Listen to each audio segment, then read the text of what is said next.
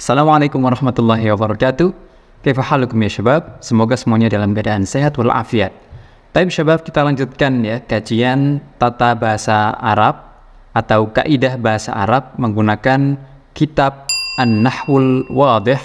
Kali ini kita masuk ke jilid 2. Nah, topik pertama di buku jilid 2 ini adalah tentang taqsimul fi'l ila sahihil akhir wa mu'tallil akhir.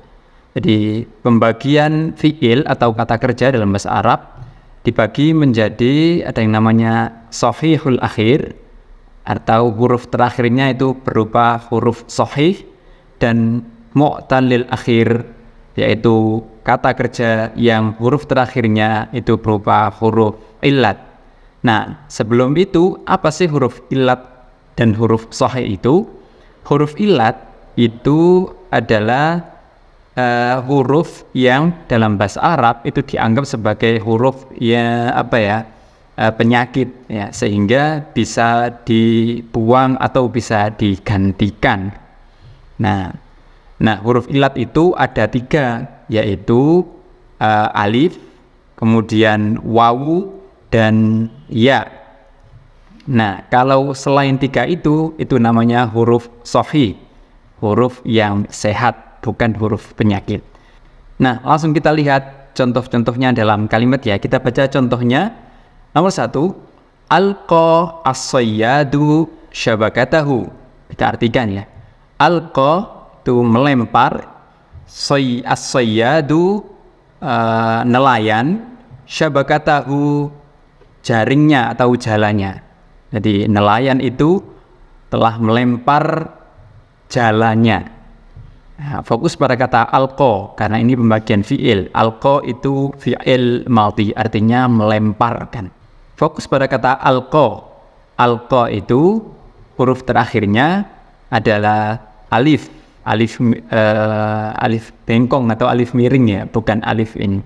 Tapi itu adalah alif karena sebelumnya adalah harokat fathah, dibaca alqa gitu ya. Nah, karena diakhiri dengan alif, sebagaimana tadi yang saya sampaikan, alif itu adalah salah satu huruf illat, maka alqa ini berarti termasuk fi'il yang mu'tal, fi'il yang ada huruf illat di akhirnya. Nomor 2, da'a al-maridu at-tabiba. Da'a itu artinya memanggil, al-maridu orang sakit atau pasien, at-tabiba seorang dokter. Da'al maridu at-tabiba, orang sakit atau pasien itu memanggil dokter. Nah, fokus pada kata da'a.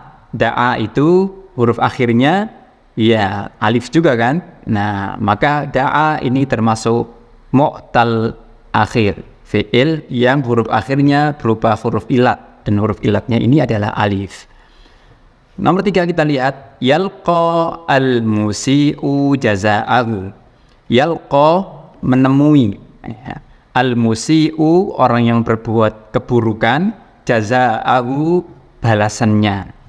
Orang yang berbuat keburukan itu menemui atau mendapatkan balasannya. Fokus pada kata yalqa, menemui. Laqiya yalqa. Nah, yalqa ini diakhiri dengan alif ya, karena terletak setelah fathah yalqa. Nah, karena dia diakhiri dengan alif bengkong atau alif yang berbentuk seperti huruf ya tanpa titik, ini maka dia termasuk dalam golongan mu'tal akhir, kata kerja atau fi'il yang berakhiran huruf illat. Oke, jadi contoh nomor 1 sampai nomor 3 ini masuk mu'tal akhir karena diakhiri dengan huruf alif yang merupakan salah satu dari huruf illat. Kita lanjut nomor 4. Sarwa ar-rajulu. Sarwa itu menjadi mulia. Siapa? Ar-rajulu, seseorang, laki-laki. Nah, kata sarwa ini adalah fi'il.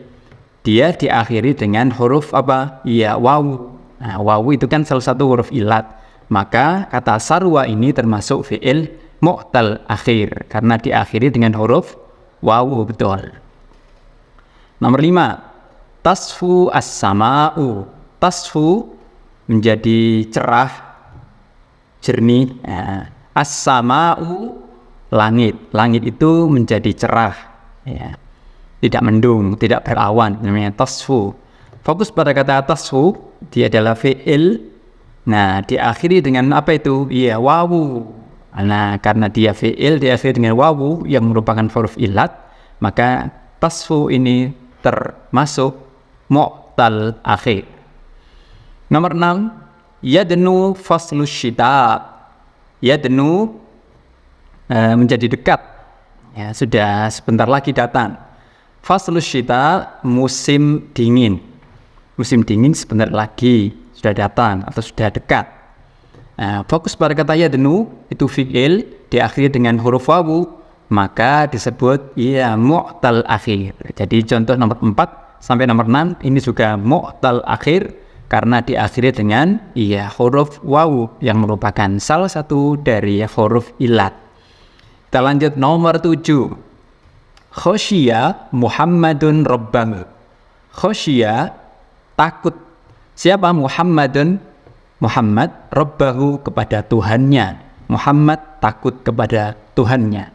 Khosyiya fokusnya di situ adalah kata kerja diakhiri dengan ya huruf ya. Nah, karena huruf ya itu salah satu dari huruf ilat, maka khosyiya ini termasuk ya mu'tal akhir. Tapi namanya mu'tal ya karena diakhiri dengan ya. Kita lanjut nomor 8. Abghi ridhol walidain. Abghi, saya mencari. Ridhol walidain, restu atau ridhonya kedua orang tua. Nah, fokus pada kata abghi, saya mencari. Nah, ini kan diakhiri dengan ya. Kok tahu kalau itu ya? Karena sebelumnya adalah harokat kasroh. Nah, biasanya harokat kasroh itu kan diiringi dengan ya huruf ya. Nah, huruf ya itu kan salah satu huruf ilat. Maka kata abghi itu masuk dalam mu'tal akhir karena diakhiri dengan huruf ya.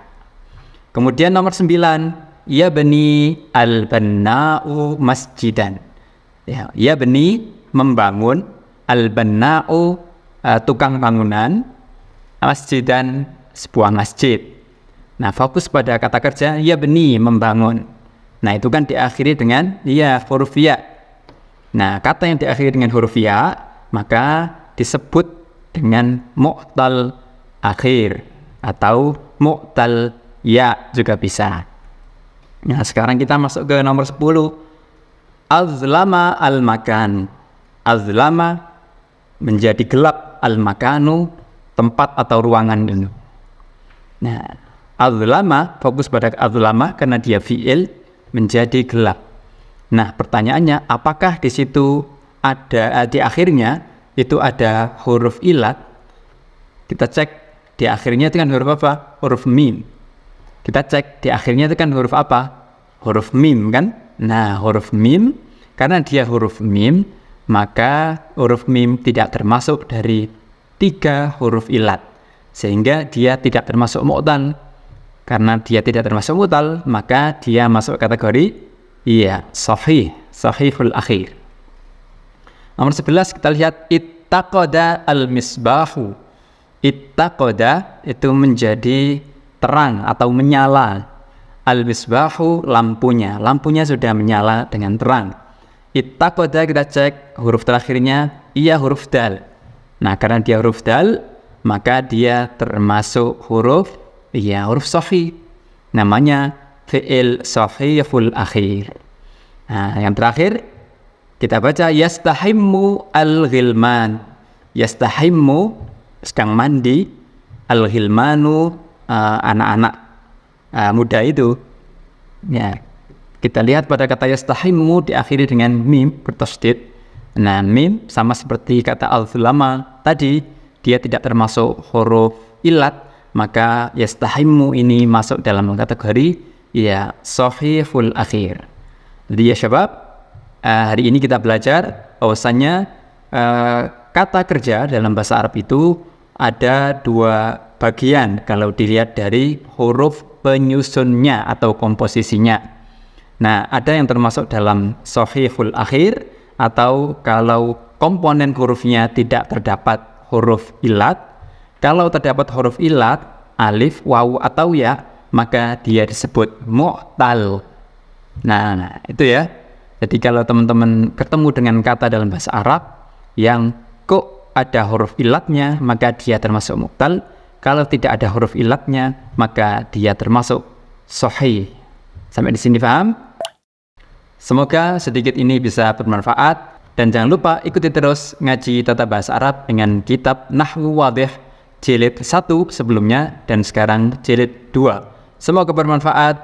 Barakallahu fikum wa ilal liqa.